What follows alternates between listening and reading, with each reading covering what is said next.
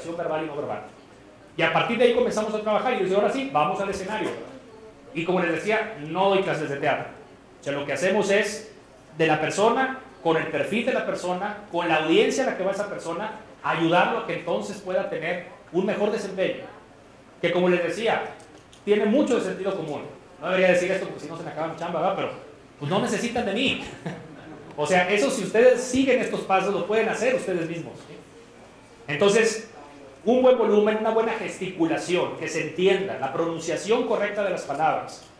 Claro, la estructura que tengan de las ideas, ¿verdad? Todo tiene que estar primero acá para que luego pueda salir, que esté bien conectado.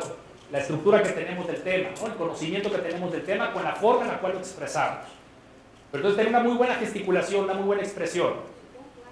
Luego el tono que utilicemos, de repente podemos enfatizar, de repente podemos bajar un poquito, detenernos un poco en la frase, que tenemos que remarcar. A veces el énfasis no es gritar, a veces el énfasis, como veíamos a la maestra hace un momento, es detenernos y dejar a que la gente piense acerca de la sustentabilidad, ¿no? Entonces, así como que embudeció el palenque, ¿no? Le decíamos, ¿no? Ya nomás nos quedamos escuchando a los compañeros allá en la cabina de traducción. Entonces, esa es parte de la dinámica, del formato que ustedes deben hacer, y sobre todo cuando son presentaciones extensas, o de 15 a 20 minutos, oye, pues ya cansa. ¿Cómo le haces para que no canse? No manteniendo un mismo tono. Yo hago un programa de radio en las mañanas, y también le he estado aprendiendo. Llevo 1 año y medio haciendo radio. No lo había hecho antes.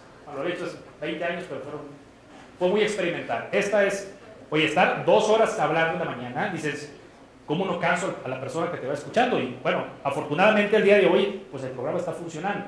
Pero ¿qué tengo que hacer yo para mantener viva la audiencia? Oye, si dormí poquito, 3 horas o 4 horas en la noche, no es lo habitual, pero de repente te quedaste trabajando esta tarde y llegas al programa de radio a las 7 de la mañana, dices, ay, híjole, pues llegas arrastrando la cobija. Pues no puedes estar arrastrando la cobija en el micrófono. Y ahí sí nadie te está viendo, te están escuchando. La voz necesita tener esas cualidades. O sea, necesitas hacer un tono de voz agradable, que pongas un énfasis, para si no tienes el voz, de repente gente está aquí, de repente entonces, tenemos que saber cómo hacerle para que la voz salga desde el diafragma. Yo de repente uso más la garganta que el diafragma, y está mal, y lo admito. Pero entonces debemos de cuidar cómo hacer un buen uso de nuestra voz, y hay técnicas para mejorar. Y en internet se pueden encontrar cualquier cantidad también de recomendaciones de cómo trabajar la voz, como los cantantes, ¿no? Que salga la voz desde adentro, que no salga la voz pillona, que no salga la voz aquí nasal. Entonces esas también son algunas de las características. Bueno, el ritmo, ¿verdad? Que no perdamos el ritmo, que traigamos una muy buena dinámica al momento de presentar.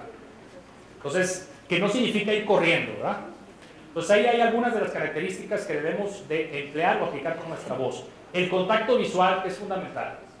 O sea, al momento que ustedes se dirigen a su audiencia, estar viendo a las personas y haciendo eye contact, ¿verdad? O sea, estar conectados con la audiencia. Eso yo creo que también es una de las recomendaciones básicas. Y tener un estilo propio.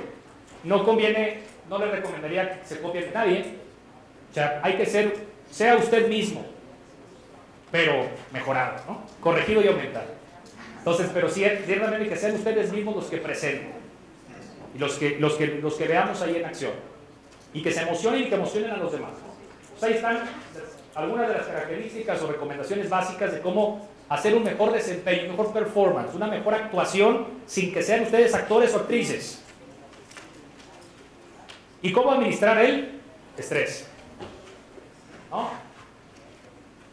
Yo reconozco que, pues digo, a través de los años me ha tocado entrevistar a personalidades que literalmente salen bañados en sudor a la hora que estoy entrevistando, ¿no? Y sin apretar mucho, ¿eh? O sea, si estamos en una entrevista así, tranquilona, vamos a decirlo así, ¿no? Pero la persona se pone nerviosa de repente, ¿no? Y es normal. Nadie nacimos aprendidos. Pero entonces ustedes midan hasta dónde pueden realmente sentirse muy seguros al momento de compartir un mensaje, ¿no? Sea una presentación, sea un pitch, o sea ya una presentación así como la que estoy haciendo yo ahorita, o sea un discurso en una ceremonia de graduación, o sea en la iglesia a lo mejor leyendo la lectura, ¿no? Haciendo ahí la participación. O sea, de repente la gente le tiembla la voz, o sea que eso nos pone en evidencia, o de repente la gente transpira. Entonces hay que cuidar y hay que prepararnos. Yo creo que gran parte del desempeño está justamente en nuestra cabeza. O sea, aquí está todo el control. lo que necesitamos hacer. Si no tienes en ese momento la capacidad, bueno, hay que prepararnos para ello. Digo, me ha tocado apoyar a ejecutivos que de repente los cambiaron de puesto y ahora sí tienen un rol de mucha exposición, de amplia exposición, ¿no? Oye, bueno, pues vamos a hacer un plan de trabajo de 4 o 5 reuniones en donde, pero pues sí hay que hacer tarea, ¿verdad? O sea, sí depende mucho de que hagamos el ejercicio, que te involucres en la presentación, que no me canceles la junta. O sea, es como quien aprende tu idioma, ¿verdad? Oye, ya llegó el profesor de inglés. Es muy chistoso que me pasó. Bueno, fue precisamente en FEMSA.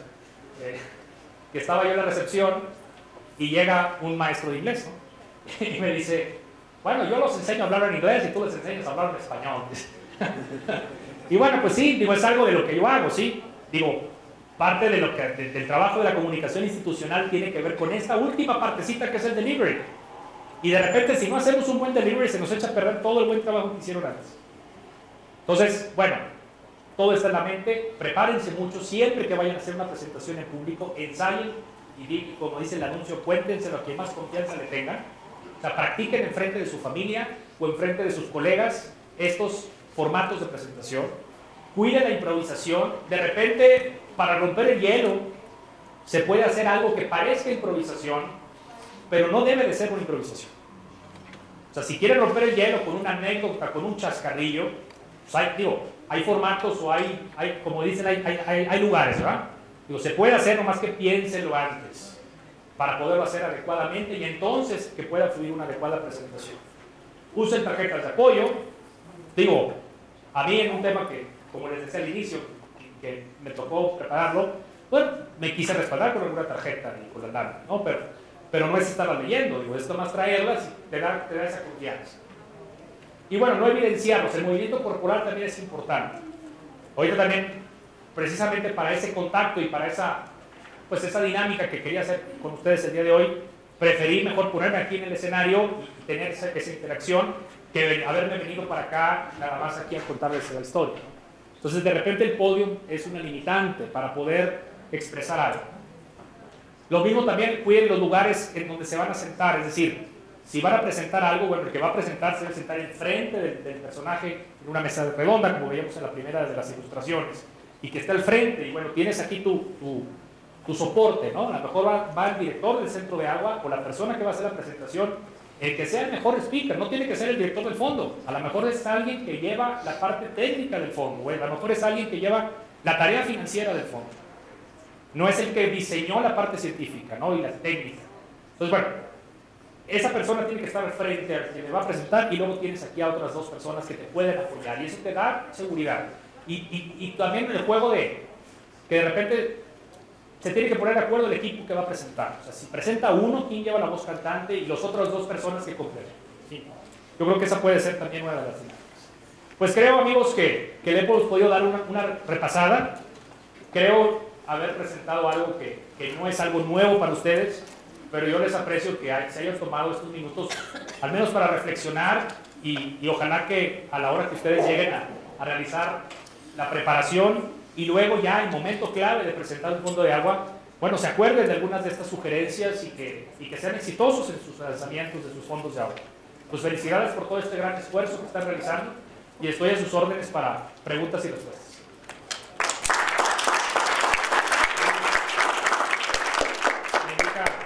Muchas gracias. Acá hay una pregunta. 3 preguntas podemos sumar, 15.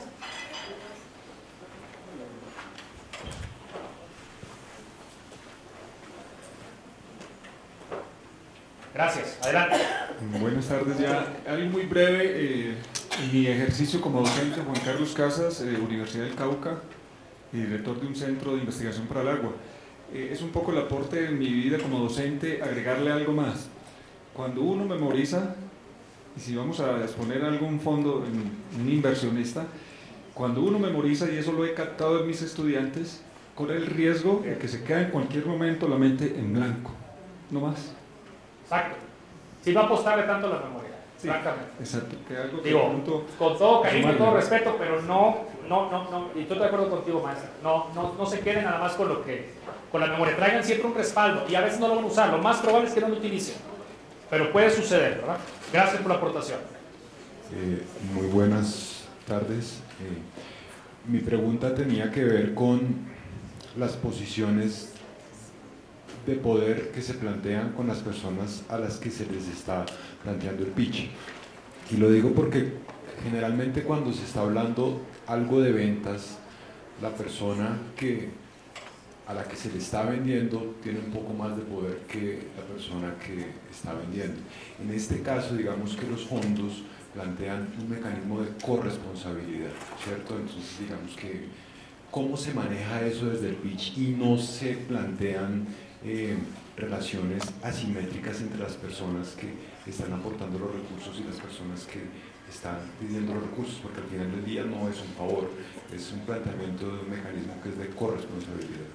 Claro, o sea, aquí a lo que vas es que de repente, vamos, que el nivel de experiencia y de estatus, vamos a decir, en la comunidad no es el mismo entre quien representa que quien recibe la presentación, por un lado. A ver, nomás. ¿Sale? Lo que pasa es que la persona que aporta los recursos, ajá, ¿cierto? Sí, el inversionista. Sí, el inversionista, digamos que cuando está aportando los recursos no le está haciendo un favor a la persona que está buscando los recursos, es decir, es un planteamiento de corresponsabilidad y en la que él, a partir del aporte de sus recursos, está aportando a un problema del cual él es parte. Entonces, ¿cómo se plantea esto desde el pitch y cómo no se refuerzan ideas como de servilismo o algo? Perfecto. Sí, sí, el chiste es pues ver que todos debemos de participar, o sea, aquí todos contamos y reflejar quizá lo que hayan hecho otros inversionistas ahí, o sea, a lo mejor mostrarle ejemplos de cómo lo que han hecho otros ha trascendido, ha tenido una evolución importante, o sea, tener alguna lámina referencial del impacto que puede llegar a ocasionar la contribución que esta persona realiza. ¿Cómo? Demostrándole lo que ya hicieron otros. No sé hasta dónde las cláusulas de confidencialidad te lo permitan, pero si es el caso, a lo mejor mostrándole cómo se han empleado para bien recursos de otros que son símiles de esta persona. Y a lo mejor entender lo que decíamos hace un momento en las primeras láminas, de entender un poquito tu audiencia. Decimos en mi pueblo, tantear el agua a los camotes, ¿verdad? O sea, de alguna manera es pues poder decir, ver a la persona primeramente pues quién es, qué background trae esa persona, ¿verdad? Ese personaje, y entender que esa persona necesita hacer eso para a lo mejor solucionar un tema reputacional o de responsabilidad social o de goodwill, o para que le vaya mejor en su empresa o en su negocio. Entonces, ese lenguaje, traerlo presente, obviamente no se lo vas a llegar a poner así, como dices, como decíamos también, o sea, no hay que ser agresivos con eso, no podemos llegar a decir, no, es que te está yendo muy mal, tu calificación está de la patada, ¿verdad? Te invito a que participes. Pues no puedes decir eso, digo, aunque sea la realidad. Entonces, ¿cómo le vas a hacer con el inversionista para que, pues de una forma que no sea ofensiva, lo hagas caer en cuenta de que esto le puede ayudar entonces a mejorar, como dices tú, que no sea un favor?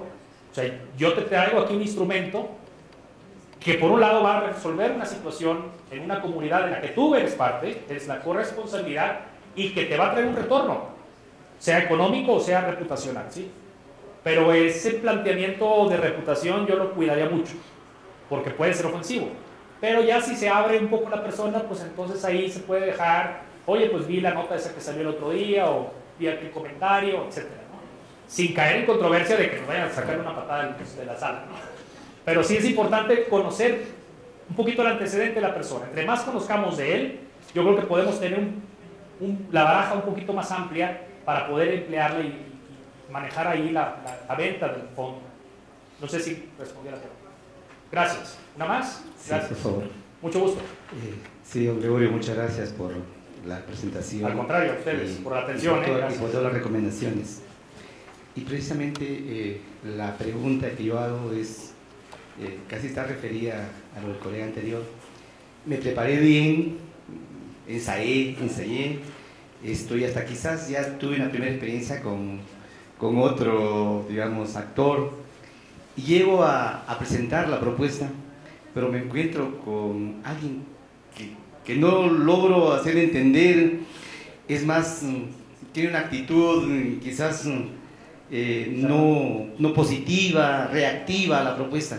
¿Qué hago? ¿Qué técnicas debo manejar en estos casos? Muchas gracias. Gracias por la pregunta.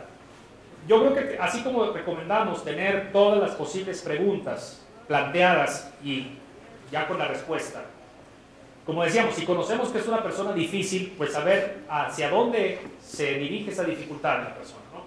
Decir, no, hombre, me va a cuestionar esto, se va a negar, o sea, si es no, si es, como decimos, es topar con pared, ¿no? O picar piedra.